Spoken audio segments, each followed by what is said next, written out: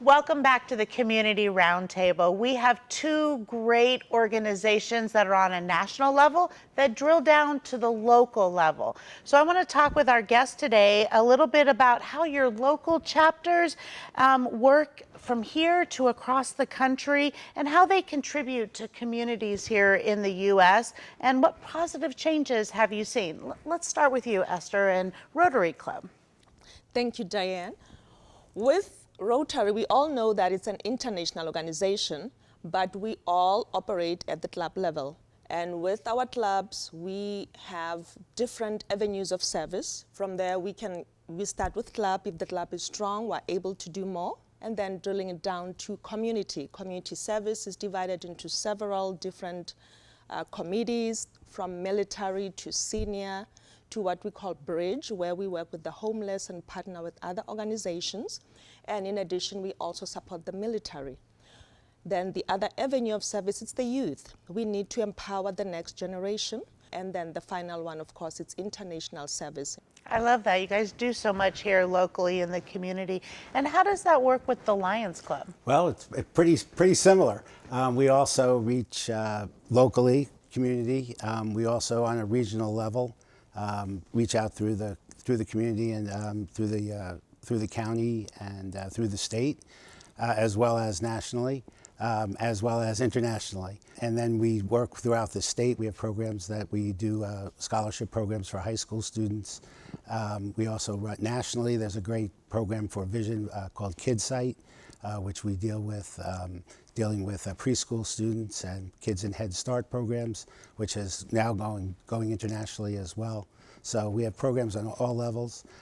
Also deal with the youth. Very similar programs to Rotary. Well, more locally, as communities kind of grow and change, how do you see your clubs adapting to those changes and still fulfilling some needs in the communities?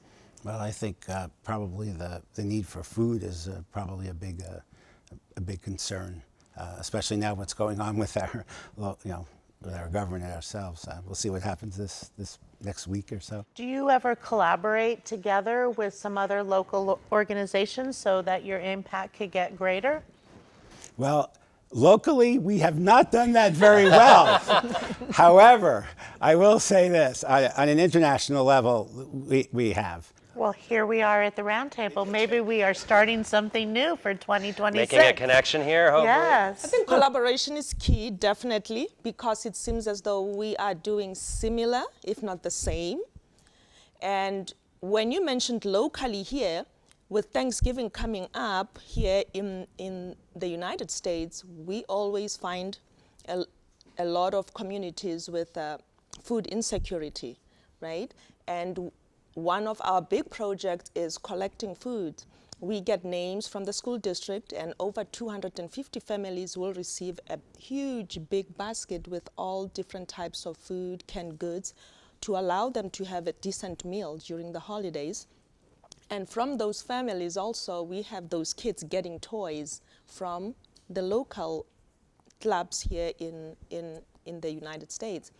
But getting back to that, yes, other than just the Lions Club and Rotary, we also partner with other local clubs here or other organizations. We know that the city is part of us working with them, keeping our community clean is part of a big project. The Creek Inn, we always clean that. There's a park here locally. Then with our youth, how do we teach them to be part of all these big events? So no, definitely collaboration is key, and that eliminates unnecessary competition. Well, so many great topics we could continue to talk about and move through, because these are some great organizations that we have here. But we are out of time on the Roundtable, and I want to thank you for joining us. Till next time, we'll see you on the Roundtable.